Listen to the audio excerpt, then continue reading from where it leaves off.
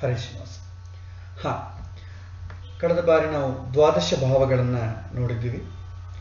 ಲಗ್ನ ಯಾವುದಾಗುತ್ತೋ ಅದು ಮೊದಲನೇ ಸ್ಥಾನ, ಅದನ್ನೇ ನಾವು ತನುಭಾವ ಅಂತ ಕರಿತೀವಿ. ಎರಡನೇ ಮನೆಯನ್ನು ಧನಭಾವ, ಧನಸ್ಥಾನ. ಮೂರನೇ ಮನೆಯನ್ನು ಕನಿಷ್ಠ ಭ್ರಾತೃಸ್ಥಾನ. ನಾಲ್ಕನೇದನ್ನು ಸುಖಸ್ಥಾನ ಅಥವಾ ವಿದ್ಯಾಸ್ಥಾನ ಅಂತ ಕರಿತೀವಿ. ಐದನೇದು ಬಂದು ಸಂತಾನ ಸ್ಥಾನ. 6 ಋಣ ರೋಗ ಶತ್ರುಸ್ಥಾನ. 7 ಕಳತ್ರ ಸ್ಥಾನ. 8 ವಿಯೋಗ ಸ್ಥಾನ. 9 ಭಾಗ್ಯಸ್ಥಾನ. 10 ಕರ್ಮ ಅಥವಾ ರಾಜ್ಯಸ್ಥಾನ. 11 ಲಾಭಸ್ಥಾನ. 12 ವ್ಯಯಸ್ಥಾನ.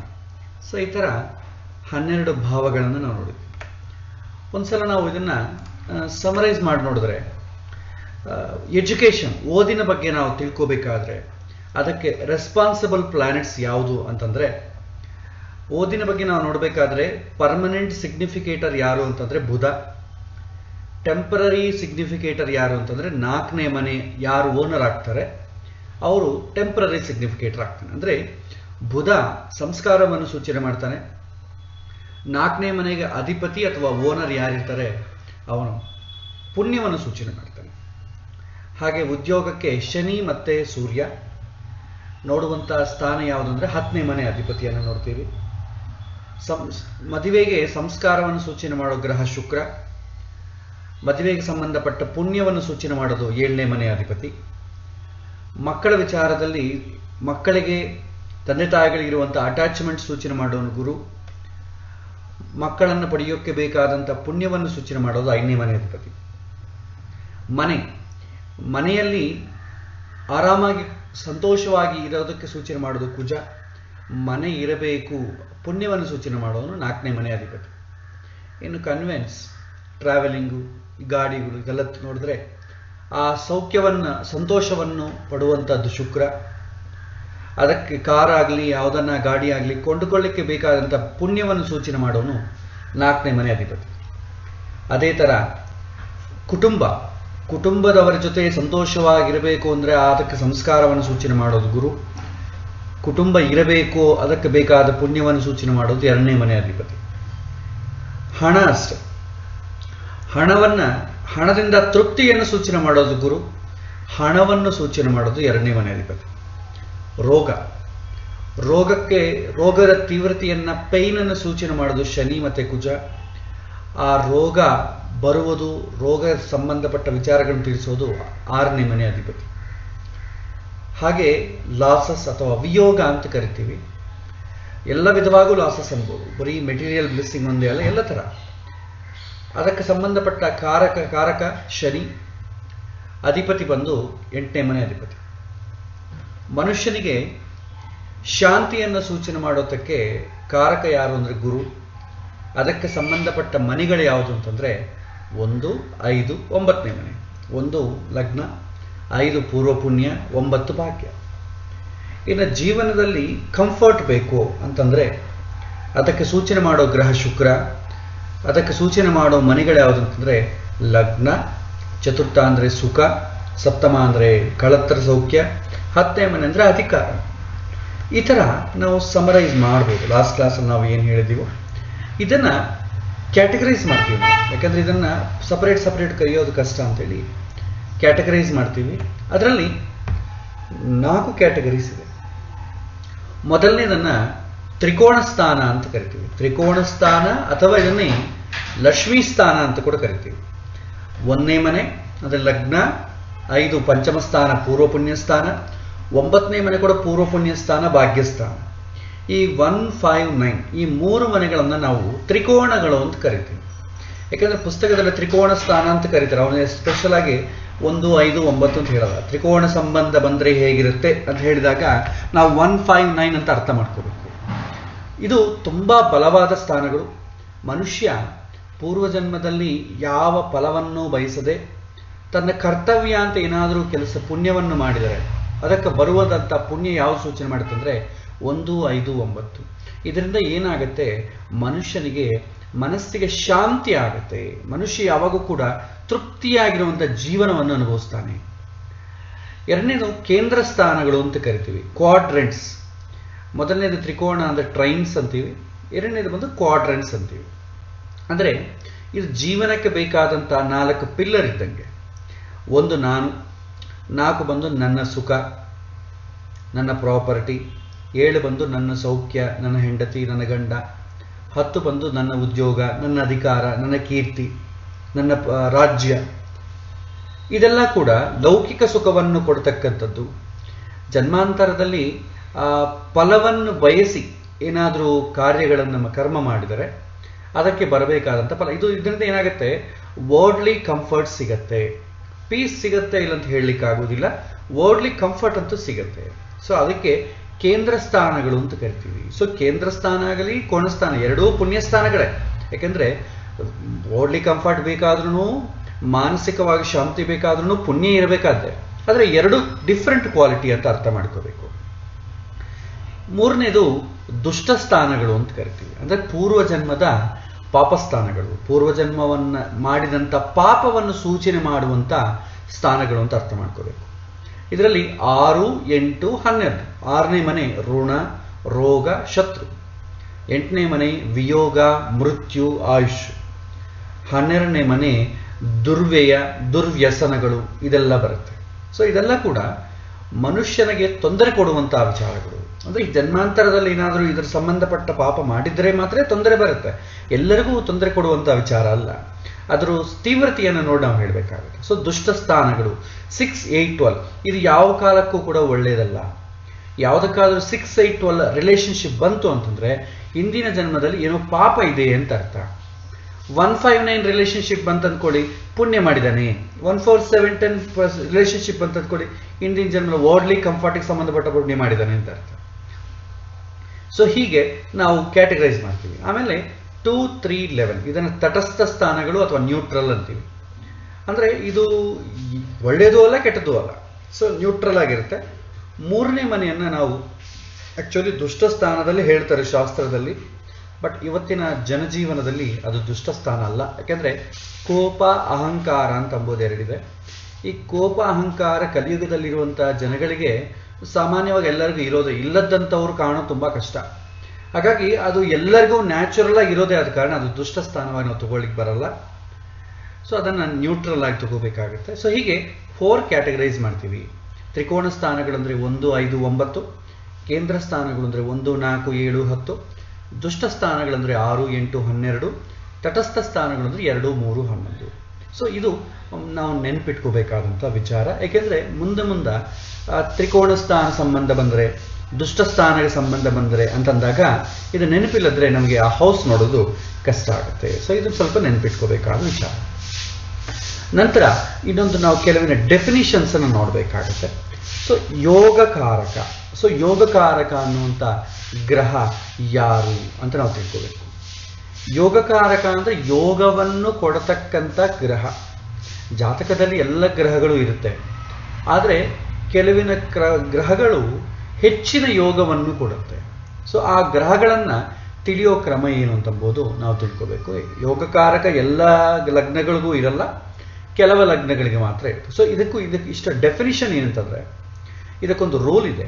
ಯೋಗಕಾರಕ ಎಂಬ ಗ್ರಹವನ್ನು ಹೇಗೆ ಐಡೆಂಟಿಫೈ ಮಾಡಬೇಕು. ಯಾವುದಾದ್ರೂ ಒಂದು ಗ್ರಹಕ್ಕೆ ಕೇಂದ್ರಾಧಿಪತ್ಯ ಮತ್ತು ಒಂದು ಕೋಣಾಧಿಪತ್ಯ ಬಂದರೆ, ಕೇಂದ್ರ ಸ್ಥಾನಗಳಂತಂದರೆ 1, 4, 7, 10, ಕೋಣ ಸ್ಥಾನಗಳಂದರೆ 1, 5, 9. 1 ಅಂಬೋದು ಲಗ್ನ ಕಾಮನ್ ಆದ ಕಾರಣ ಅದನ್ನು ತೆಗೆದುಬಿಡ್ತೀನಿ. ಯಾವುದಾದ್ರೂ ಒಂದು ಗ್ರಹಕ್ಕೆ ಒಂದು ಕೇಂದ್ರ ಆಧಿಪತ್ಯ, ಯಾಕೆಂದರೆ ಪ್ರತಿಯೊಂದು ಗ್ರಹಕ್ಕೂ ನೋಡಿ 2 ಮನೆಗಳಿದೆ. ಸೊ 2 ಮನೆಗಳು ಓನರ್ ಆಗ್ತಾರೆ. ಸೊ 2 ಮನೆಗಳಿಗೆ ಓನರ್ ಆಗುವಾಗ ಒಂದು ಮನೆ ಕೇಂದ್ರ ಆಗಬೇಕು, ಇನ್ನೊಂದು ಮನೆ ಕೋಣ ಸ್ಥಾನ ಆಗಬೇಕು. ಹಾಗೆ ಯಾವ ಗ್ರಹಕ್ಕೆ ಆಗುತ್ತೋ ಆ ಗ್ರಹವನ್ನು ಯೋಗಕಾರಕ ಅಂತ ಕರೀತಾರೆ. ಸೊ ಇದನ್ನು ನಾವು ಒಂದು ಎಕ್ಸಾಂಪಲ್ ನೋಡೋಣ. ಸಪೋಸ್ ಯೋಗಕಾರಕ ಮೇಷ ಲಗ್ನಕ್ಕೆ ಯೋಗಕಾರಕ ಯಾರಾಗ್ತಾರೆ ಅಂತ ನೋಡಿದ್ರೆ, ನೋಡಿ ಮೇಷವನ್ನು ನಾವು ಲಗ್ನ ಅಂತ ತಗೊಂಡ್ರೆ, ಸೊ ಮೇಷ ಲಗ್ನಕ್ಕೆ ಕುಜ ಅಧಿಪತಿ, ಅದೇ ಕುಜಕ್ಕೆ 8ನೇ ಮನೆ ಆಧಿಪತ್ಯ ಕೂಡ ಬರುತ್ತೆ. ಸೊ ಲಗ್ನ ಓಕೆ, ಲಗ್ನವನ್ನು ನಾವೇನು ಕೇಂದ್ರ ಕೋಣ ಎರಡಕ್ಕೂ ಸೇರಿದೆ, ಅದಕ್ಕೆ ಅದನ್ನು ಕನ್ಸಿಡರ್ ಮಾಡಲ್ಲ. 8ನೇ ಮನೆ ದುಷ್ಟ ಸ್ಥಾನ, ಕೇಂದ್ರ ಅಲ್ಲ ಕೋಣ ಅಲ್ಲ. ಹಾಗಾಗಿ ಕುಜ ಮೇಷ ಲಗ್ನಕ್ಕೆ ಯೋಗವನ್ನು ಕೊಡತಕ್ಕಂಥ ಗ್ರಹ ಆಗುವುದಿಲ್ಲ. ಎರಡನೇದು ಶುಕ್ರವನ್ನು ನೋಡೋಣ. ಶುಕ್ರ ಏನಾದರೂ ಯೋಗಕಾರಕ ಆಗ್ತಾನ ಯಾವ ಲಗ್ನಕ್ಕೆ? ಮೇಷ ಲಗ್ನಕ್ಕೆ. ಸೊ ಮೇಷ ಲಗ್ನಕ್ಕೆ ನೋಡಿದ್ರೆ ಶುಕ್ರಗೆ 2nd ಮತ್ತು 7 ಎರಡು ಮನೆಗಳು ಬರುತ್ತೆ. 2ನೇ ಮನೆ ಬರುತ್ತೆ, 7ನೇ ಮನೆ ಬರುತ್ತೆ. ಸೊ 7ನೇ ಮನೆ ಕೇಂದ್ರ ಸ್ಥಾನವೇ. ಓಕೆ, ಇನ್ನು ಕೋಣ ಸ್ಥಾನ ಒಂದು ಬರಬೇಕು, ಬಟ್ 2ನೇ ಮನೆ ಕೋಣ ಸ್ಥಾನ ಅಲ್ಲ. ಸೊ 2, 7, 2ರಲ್ಲಿ ಕೇಂದ್ರ ಒಂದು ಕೋಣ ಒಂದು ಬರಬೇಕು. ಕೇಂದ್ರ ಮಾತ್ರ ಬಂದಿದೆ, ಕೋಣ ಸ್ಥಾನ ಬಂದಿಲ್ಲ. ಹಾಗಾಗಿ ಶುಕ್ರ ಯೋಗಕಾರಕ ಆಗುವುದಿಲ್ಲ. ನೆಕ್ಸ್ಟ್ ಬುಧನ ನೋಡಿದ್ರೆ 3ನೇ ಮನೆ ಮತ್ತೆ 6ನೇ ಮನೆ ಅಧಿಪತಿ ಆಗ್ತಾನೆ, ಓನರ್ ಆಗ್ತಾನೆ. 3ನೇ ಮನೆ ಕೇಂದ್ರವೂ ಅಲ್ಲ ಕೋಣವೂ ಅಲ್ಲ. 6ನೇ ಮನೆ ಕೂಡ ದುಷ್ಟ ಸ್ಥಾನ, ಕೇಂದ್ರವೂ ಅಲ್ಲ ಕೋಣವೂ ಅಲ್ಲ. ಸೊ ಹಾಗಾಗಿ ಬುಧ ಯೋಗಕಾರಕ ಆಗುವುದಿಲ್ಲ. ಸೊ ಇನ್ನು ಚಂದ್ರ ಸೂರ್ಯಗೆ ಒಂದೊಂದು ಮನೆಗಳ ಇದೆ, ಅವರು ಯೋಗಕಾರಕದ ಲಿಸ್ಟಲ್ಲೇ ಬರೋದಿಲ್ಲ. ಸೊ ಇನ್ನು ಗುರುಗ್ರಹ, ಗುರು 9, 12 ಬರುತ್ತೆ. ಸೊ 9 ಕೋಣ ಸ್ಥಾನವೇ, ತ್ರಿಕೋಣ ಸ್ಥಾನವೇ, ಬಟ್ 12 ದುಷ್ಟ ಸ್ಥಾನ ಆಗುತ್ತೆ. ಒಂದು ಕೇಂದ್ರ ಒಂದು ಕೋಣ ಎರಡು ಬರಬೇಕು. ಸೊ ಇಲ್ಲಿ ಬಂದೇ ಇಲ್ಲ. ಇನ್ನು ಶನಿ ನೋಡಿದ್ರೆ 10 ಬಂದು ಕೇಂದ್ರ ಸ್ಥಾನ, 11 ಬಂದು ನ್ಯೂಟ್ರಲ್ ತಟಸ್ಥ ಸ್ಥಾನ. ಸೊ ಈ ನೋಡಿ, ಈ ಮೇಷ ಲಗ್ನಕ್ಕೆ ನೋಡಿದ್ರೆ ಯಾರೂ ಯೋಗಕಾರಕರಿಲ್ಲ. ಅದೇ ತರ ವೃಷಭ ಲಗ್ನಕ್ಕೆ ನಾವು ಕೌಂಟ್ ಮಾಡಿ ನೋಡೋಣ. ವೃಷಭ ಲಗ್ನಕ್ಕೆ ನೋಡಿದ್ರೆ ಲಗ್ನ ಬಂದು ಲಗ್ನಾಧಿಪತಿ ಶುಕ್ರ ಆಗ್ತಾನೆ. ಶುಕ್ರಗೆ ಇನ್ನೊಂದು ಮನೆ ಬಂದು 6 ಬರುತ್ತೆ, 6th ಹೌಸ್ ಲಾರ್ಡ್ ಆಗ್ತಾನೆ. ಸೊ ಶುಕ್ರಗೆ 6ನೇ ಮನೆ ಲಗ್ನ ಬಂದ ಕಾರಣ ಯೋಗಕಾರಕ ಆಗುವುದಿಲ್ಲ. ನೆಕ್ಸ್ಟ್ ಬುಧ ನೋಡಿ, 2ನೇ ಮನೆ 5ನೇ ಮನೆ ಬರುತ್ತೆ. ಸೊ 2ನೇ ಮನೆ ತಟಸ್ಥ, 5ನೇ ಮನೆ ಒಂದು ಕೋಣ ಸ್ಥಾನವೇ, ಆದರೆ ಕೇಂದ್ರಾಧಿಪತ್ಯ ಬುಧಗೆ ಬಂದಿಲ್ಲ. ಸೊ ಬುಧ ಆಗೋದೇ ಇಲ್ಲ. ಸೊ ಚಂದ್ರ ಸೂರ್ಯರು ಅಸಲು ಕ್ವಾಲಿಫೈ ಆಗೋದಿಲ್ಲ. ಇನ್ನು ಕುಜ ನೋಡಿದ್ರೆ 7, 12 ಬರುತ್ತೆ. ಸೊ 7ನೇ ಮನೆ ಅದಕ್ಕೆ ಬಂದು ಕೇಂದ್ರ ಸ್ಥಾನವೇ, ಬಟ್ 12ನೇ ಮನೆ ಕೇಂದ್ರ ಸ್ಥಾನ ಅಲ್ಲ. ಇನ್ನು ಗುರು ನೋಡಿದ್ರೆ 8, 11. ಸೊ 8ನೇ ಮನೆ ದುಷ್ಟ ಸ್ಥಾನ ಅಂತ ಕರಿತೀವಿ, ಮತ್ತೆ 11ನೇ ಮನೆ ತಟಸ್ಥ ಸ್ಥಾನ ಅಂತ ಕರಿತೀವಿ. ಗುರು ಕೂಡ ಯೋಗಕಾರಕನಾಗೋದಿಲ್ಲ.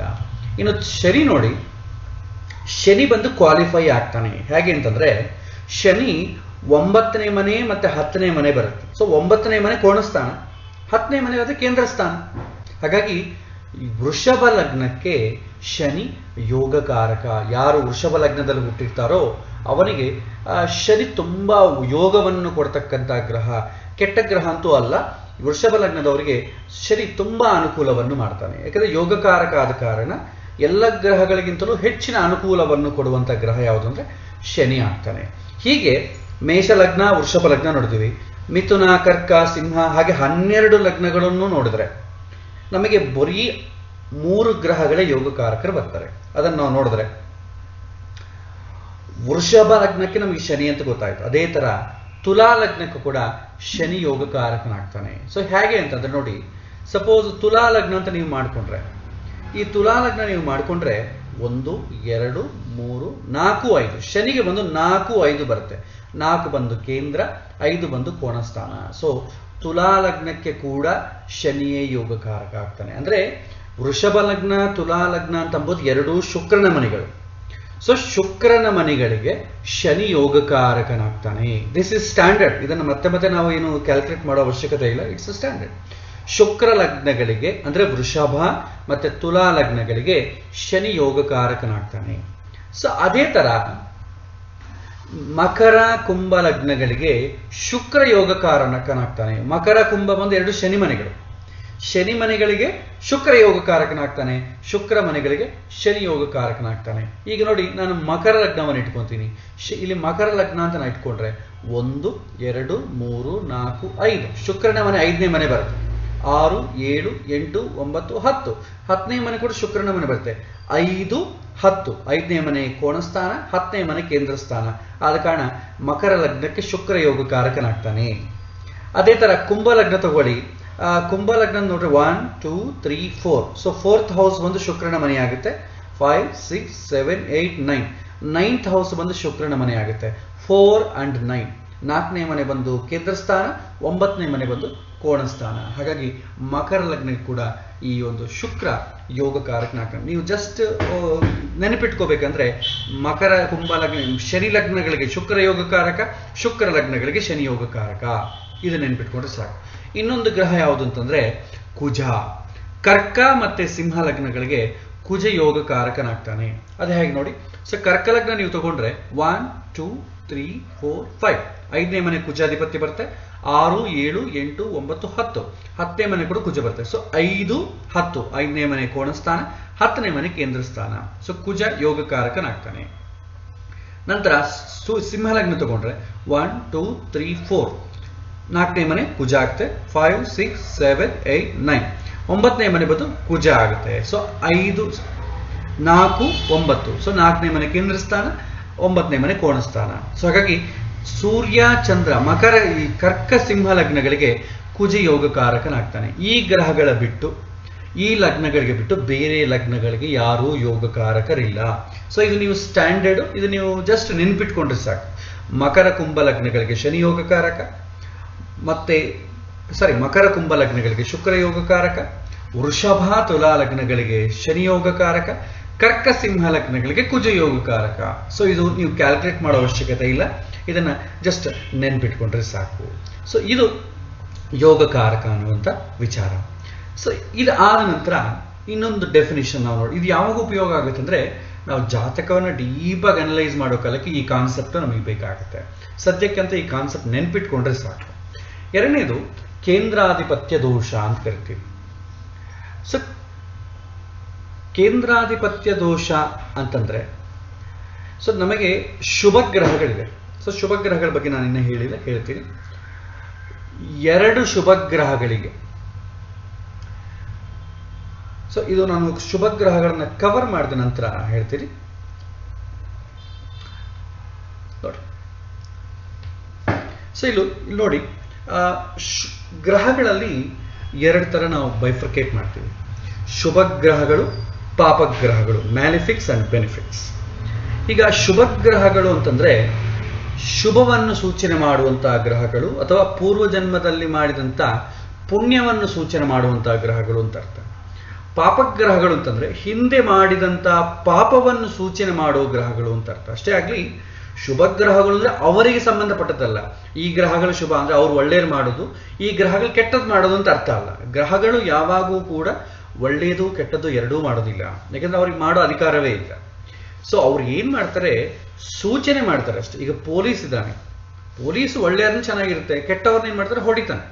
ಕೆಟ್ಟವ್ರನ್ನ ಹೊಡಿತಾ ಇದ್ದಾನೆ ಅಂತೇಳಿ ಅವ್ನು ಕೆಟ್ಟವನು ಅಂತ ಅರ್ಥ ಅಲ್ಲ, ಅವನ ಡ್ಯೂಟಿನೇ ಅದು. ಸೊ ಹಾಗಾಗಿ ಶುಭವನ್ನು ಸೂಚನೆ ಮಾಡೋ ಗ್ರಹಗಳನ್ನ ಶುಭ ಗ್ರಹಗಳು ಅಂತ ಕರಿತೀವಿ, ಪಾಪವನ್ನು ಸೂಚನೆ ಮಾಡೋ ಗ್ರಹಗಳನ್ನ ಪಾಪಗ್ರಹಗಳು ಅಂತ ಕರಿತೀವಿ. ಸೊ ಇದರಲ್ಲಿ 2 ತರ ಇದೆ, ಬೈಫರ್ಕೇಟ್ ಮಾಡ್ತೀವಿ. ಸೊ ಶುಭ ಗ್ರಹಗಳನ್ನ ನಾವು ನೋಡೋ ಕಾಲಕ್ಕೆ, ಶುಭ ಗ್ರಹಗಳು ಅಂದ್ರೆ ಗುರುಗ್ರಹ, ಶುಕ್ರ ಗ್ರಹ. ಈ 2 ಗ್ರಹಗಳು ಯಾವಾಗೂ ಕೂಡ ಶುಭ ಗ್ರಹಗಳೇ. ಗುರುಗ್ರಹ, ಶುಕ್ರ ಗ್ರಹ ಅಂದ್ರೆ ಅದು 2 ಗ್ರಹಗಳು ಶುಭ ವಿಚಾರಗಳನ್ನೇ ಸೂಚನೆ ಮಾಡುತ್ತೆ, ಮಂಗಳಕರವಾದಂತಹ ವಿಚಾರವನ್ನೇ ಸೂಚನೆ ಮಾಡುತ್ತೆ. ಆದ ನಂತರ ಬುಧ. ಸೊ ಬುಧಕ್ಕೆ ಒಂದು ಲಿಮಿಟೇಷನ್ ಇದೆ. ಬುಧ ಗ್ರಹ ಶುಭ ಗ್ರಹಗಳ ಜೊತೆ ಇದ್ರೆ ಶುಭ ಗ್ರಹ, ಪಾಪಗ್ರಹಗಳ ಜೊತೆ ಇದ್ರೆ ಪಾಪಗ್ರಹ. ಸೊ ಹಾಗೆ ಆತ ಯಾರ ಜೊತೆ ಸೇರಿದ್ದಾನೆ ಅಂತ ಅಂಬೋದು ತುಂಬಾ ಇಂಪಾರ್ಟೆಂಟ್. ಇನ್ ಕೇಸ್ ಬುಧ ಯಾರ ಜೊತೆನೂ ಇಲ್ಲ, ಸಿಂಗಲ್ ಆಗಿದ್ದಾನೆ ಅಂತ ಅನ್ಕೊಳ್ಳಿ, ಆವಾಗ ಕೂಡ ಅದು ಪಾಪಗ್ರಹವೇ ಆಗುತ್ತೆ. ಶುಭ ಗ್ರಹಗಳ ಜೊತೆ ಇದ್ದಾಗ ಮಾತ್ರವೇ ಶುಭ ಗ್ರಹ, ಪಾಪಗ್ರಹಗಳ ಜೊತೆ ಇದ್ರು ಸಿಂಗಲ್ ಆಗಿದ್ರು ಪಾಪಗ್ರಹ ಆಗುತ್ತೆ. ಇನ್ನೊಂದು ಕಂಡೀಷನ್ ಅಂತಂದ್ರೆ, ಒಂದು ವೇಳೆ ಬುಧ ಗ್ರಹ ಒಂದು ಶುಭ ಗ್ರಹ ಒಂದು ಪಾಪಗ್ರಹ 2 ಗ್ರಹ ಜೊತೆ ಇತ್ತು ಅಂದ್ಕೊಳ್ಳಿ, ಆವಾಗ ಹೆಂಗ್ ಕನ್ಸಿಡರ್ ಮಾಡಬೇಕು ಅಂದ್ರೆ, ಆವಾಗ ಕೂಡ ಶುಭ ಗ್ರಹ ಜೊತೆ ಇದಾದ ಕಾರಣ ಶುಭ ಗ್ರಹವೇ ಆಗುತ್ತೆ. ಎಷ್ಟು ಗ್ರಹಗಳನ್ನ ಇಲ್ಲಿ ಒಂದು ಶುಭ ಗ್ರಹಗಾನ ಇತ್ತು ಅಂತಂದ್ರೆ ಬುಧನ್ನ ಶುಭ ಗ್ರಹ ಅಂತಾನೆ ಕನ್ಸಿಡರ್ ಮಾಡ್ತೀವಿ. ಒಂದು ಶುಭ ಗ್ರಹ ಕೂಡ ಇರ್ಲಿಲ್ಲ, ಸಿಂಗಲ್ ಆಗಿದ್ರು ಕೂಡ ಪಾಪಗ್ರಹ ಅಂತ ಕನ್ಸಿಡರ್ ಮಾಡ್ತೀವಿ. ಹಾಗಾಗಿ ಗುರುಗ್ರಹ, ಶುಕ್ರ ಗ್ರಹ, ಶುಭ ಗ್ರಹಗಳ ಜೊತೆ ಸೇರಿದಂತಹ ಬುಧ ಶುಭ ಗ್ರಹಗಳಾಗ್ತಾರೆ. ಸೊ ಹೀಗೆ ಇನ್ನೊಂದು ಗ್ರಹ ಚಂದ್ರ. ಚಂದ್ರ ಕೂಡ ಒಂದು ಲಿಮಿಟೇಷನ್ ಇದೆ. ಸೊ ಪೂರ್ಣ ಚಂದ್ರ ಶುಭ ಗ್ರಹ. ಸೊ ಪೂರ್ಣ ಚಂದ್ರ ಅಂತಂದ್ರೆ ವ್ಯಾಕ್ಸಿಂಗ್ ಮೂನ್. ಸೊ ಸಿಂಪಲ್ ಆಗಿ ಹೇಳ್ಬೇಕಂದ್ರೆ ಬೆಳಕು ಇರುವ ಚಂದ್ರ ಮಾತ್ರವೇ ಶುಭ ಗ್ರಹ, ಬೆಳಕಿರ್ಬೇಕು. ಸೊ ಬೆಳಕು ಚಂದ್ರಗೆ ಯಾವಾಗಿರುತ್ತೆ ಅಂದ್ರೆ ಅಮಾವಾಸ್ಯದ ನಂತರ, ಒಂದು 5 ದಿನ ನಂತರ, ಪಂಚಮಿಯಿಂದ ಚಂದ್ರ ಸ್ವಲ್ಪ ಬೆಳಗ್ತಾ ದೊಡ್ಡದಾಗ್ತಾ ಹೋಗುತ್ತೆ, ಹುಣ್ಣಿಮೆ ತನಕ ಹೋಗುತ್ತೆ. ಹುಣ್ಣಿಮೆ ಆದ ನಂತರ ಕೂಡ ಒಂದು 5 ದಿನ ಬೆಳಕು ಇದ್ದೇ ಇರುತ್ತೆ. ಅಂದ್ರೆ ಶುಕ್ಲಪಕ್ಷ ಪಂಚಮಿಯಿಂದ ಹುಣ್ಣಿಮೆ ಆದ ನಂತರ ಕೃಷ್ಣ ಪಕ್ಷ ಪಂಚಮಿಯವರೆಗೂ ಚಂದ್ರಗೆ ಬೆಳಕು ಇರುತ್ತೆ. ಅದನ್ನೇ ಪೂರ್ಣ ಚಂದ್ರ ಅಂತ ಕರಿತೀವಿ, ವೃದ್ಧಿ ಚಂದ್ರ ಅಂತ ಕರಿತೀವಿ. ಈ ವೃದ್ಧಿ ಚಂದ್ರ ಅಥವಾ ವ್ಯಾಕ್ಸಿಂಗ್ ಮೂನ್ ಇದು ಯಾವಾಗೂ ಶುಭ ಗ್ರಹವೇ. ಅಂದರೆ ಅಮಾವಾಸ್ಯ ಹತ್ತಿರ ಇರೋ ಗ್ರಹ ಶುಭ ಗ್ರಹ ಅಲ್ಲ, ಹುಣ್ಣಿಮೆ ಹತ್ತಿರ ಇರೋ ಗ್ರಹ ಶುಭ ಗ್ರಹ. ಅಂದರೆ ಬೆಳಕು ಇರಬೇಕು. ನೀವು ನೋಡಿದ ತಕ್ಷಣ ಬೆಳಕು ಇದೆಯಾ ಇಲ್ವಾ ಅಂತ ನೀವು ನೋಡ್ಕೋಬೇಕು.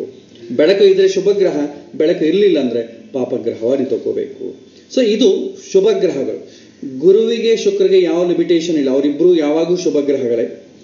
ಬುಧ ಶುಭ ಗ್ರಹಗಳ ಜೊತೆ ಇದ್ರೆ ಮಾತ್ರ ಶುಭ ಗ್ರಹ, ಚಂದ್ರ ಬೆಳಕು ಇದ್ರೆ ಮಾತ್ರ ಶುಭ ಗ್ರಹ. ಹೀಗೆ ನಾವು ಅರ್ಥ ಮಾಡ್ಕೋಬೇಕು. ನೆಕ್ಸ್ಟ್ ಪಾಪಗ್ರಹಗಳು ಅಥವಾ ಮ್ಯಾಲೆಫಿಕ್ ಪ್ಲಾನೆಟ್ಸ್ ಅಂತ ಕರಿತೀವಿ. ಶನಿ, ಕುಜ, ರಾಹು, ಕೇತು ಈ ಗ್ರಹಗಳು ಯಾವಾಗೂ ಕೂಡ ಸಹಜವಾಗಿ ನ್ಯಾಚುರಲ್ ಆಗಿ ಪಾಪಗ್ರಹಗಳೇ. ಅಂದರೆ ಅವು ಪಾಪ ಮಾಡ್ತವೆ ಅಂತಲ್ಲ, ಅವರು ಪಾಪವನ್ನು ಸೂಚನೆ ಮಾಡುವಂಥ ಗ್ರಹಗಳು. ಯಾಕಂದರೆ ಮನುಷ್ಯ ಜೀವನನ ನಾವು ಕಂಪೇರ್ ಮಾಡಿದ್ರೆ ಗ್ರಹಗಳು ತುಂಬ ಎತ್ತರದಲ್ಲಿರೋದು ತಾರತಮ್ಯದಲ್ಲಿ. ಆ ಗ್ರಹಗಳು ಯಾವಾಗೂ ಕೆಟ್ಟ ಕೆಲಸ ಮಾಡಲ್ಲ. ಯಾಕಂದರೆ ಆ ಗ್ರಹಗಳು ಕೆಟ್ಟ ಕೆಲಸ ಮಾಡ್ತಂದ್ರೆ ಭಗವಂತ ಅವ್ರಿಗೆ ಆ ಪೊಸಿಷನ್ ಕೊಡೋದಿಲ್ಲ. ಭಗವಂತ ಅವರನ್ನು ಒಂದು ಪೊಸಿಷನ್ ಕೊಟ್ಟು ಇದ್ದಾನೆ ಅಂತಂದರೆ ಅವರು ಎಂತಹ ಗ್ರಹಗಳನ್ನು ಅರ್ಥ ಮಾಡ್ಕೋಬೋದು. ಹಾಗೆ ಶನಿ, ಕುಜ, ರಾಹು, ಕೇತು ಇವರು ಪಾಪವನ್ನು ಸೂಚನೆ ಮಾಡುವಂತಹ ಗ್ರಹಗಳು. ಇವು ಪಾಪಗ್ರಹಗಳು ಅಂದರೆ ಪಾಪವನ್ನು ಸೂಚನೆ ಮಾಡೋ ಗ್ರಹಗಳು ಅಂತ ನಾವು ಡಿಕೋಡ್ ಮಾಡ್ಕೋಬೇಕು. ಅದರ ಜೊತೆ ಪಾಪಗ್ರಹಗಳ ಜೊತೆ ಇದ್ದಂಥ ಬುಧ, ಸೊ ಅಸೋಸಿಯೇಟೆಡ್ ವಿತ್ ಮ್ಯಾಲಿಫಿಕ್ಸ್. ಯಾವಾಗಾದರೂ ಬುಧ ಪಾಪಗ್ರಹಗಳ ಜೊತೆ ಇದ್ದಂತಂದರೆ ಅದು ಪಾಪಗ್ರಹ ಆಗುತ್ತೆ. ಅದೇ ಥರ ಕ್ಷೀಣ ಚಂದ್ರ ಅಂದರೆ ಬೆಳಕು ಇಲ್ಲದಂಥ ಚಂದ್ರ.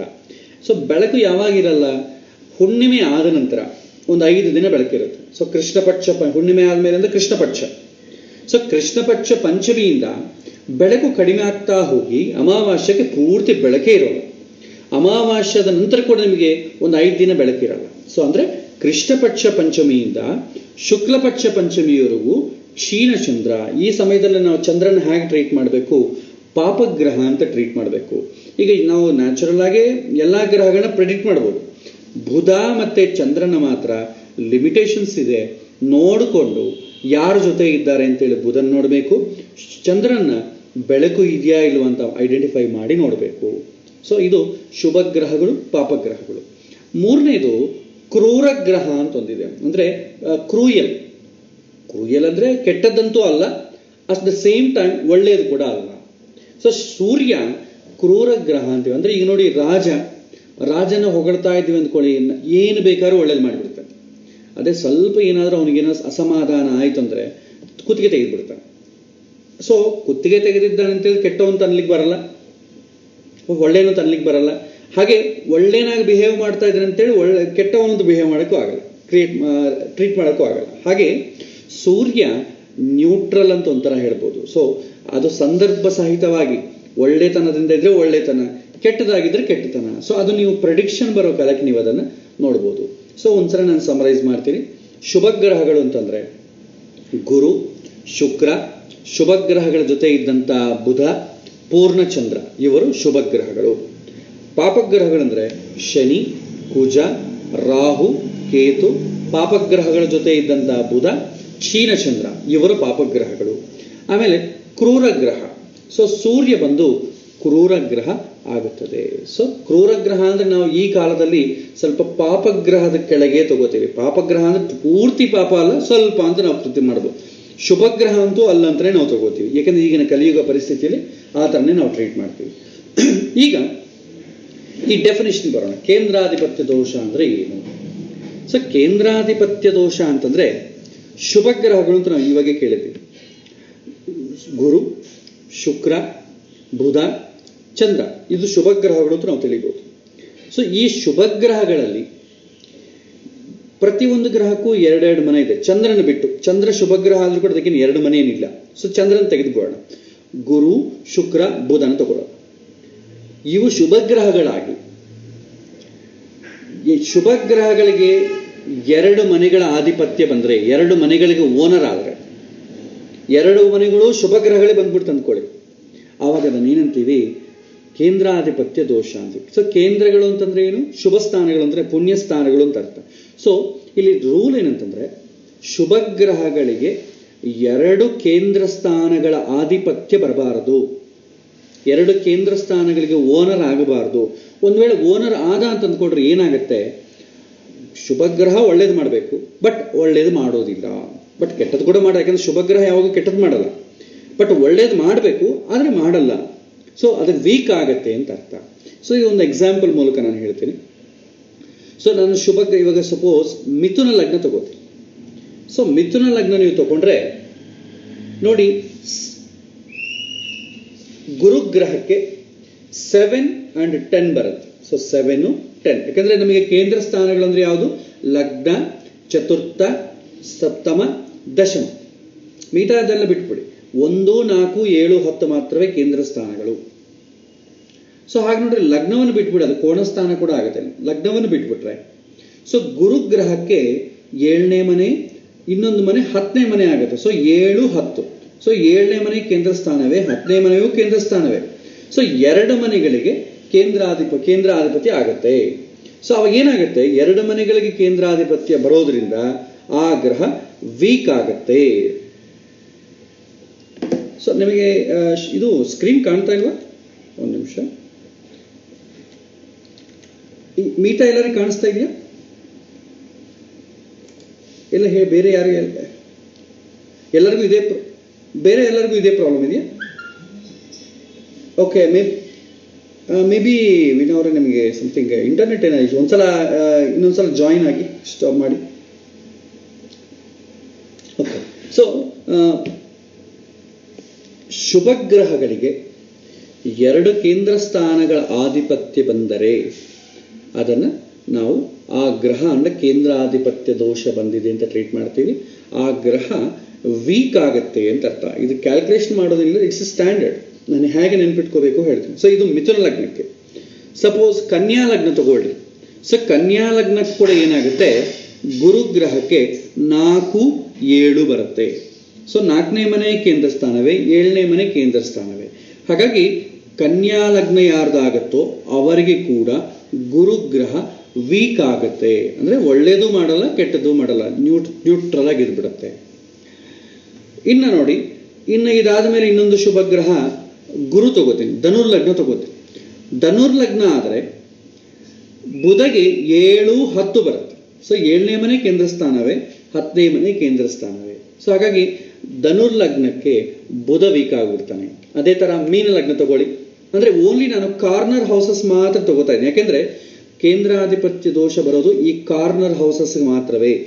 ನೋಡಿ, ಮಿಥುನ, ಕನ್ಯಾ, ಧನುಸ್ಸು, ಮೀನ, ಈ ಕಾರ್ನರ್ ಹೌಸಸ್ ಮಾತ್ರವೇ ನಿಮಗೆ ಕೇಂದ್ರಾಧಿಪತ್ಯ ದೋಷ ಬರುತ್ತದೆ. ಹಾಗಾಗಿ ಮೀನ ಲಗ್ನ ತಗೊಂಡ್ರೆ ನೋಡಿ, ಬುಧಗೆ 4, ಇನ್ನೊಂದು ಮನೆ 7 ಆಗುತ್ತೆ. ಸೊ 4ನೇ ಮನೆ ಕೇಂದ್ರ, 7ನೇ ಮನೆ ಕೋಣ ಸ್ಥಾನ ಆಗುತ್ತೆ. ಸೊ ಹಾಗಾಗಿ ಕೇಂದ್ರಾಧಿಪತ್ಯ ದೋಷ ಬರುತ್ತದೆ ಅಂತ ನಾವು ಇಲ್ಲಿ ಅರ್ಥ ಮಾಡ್ಕೋಬೇಕು. ಓಕೆ,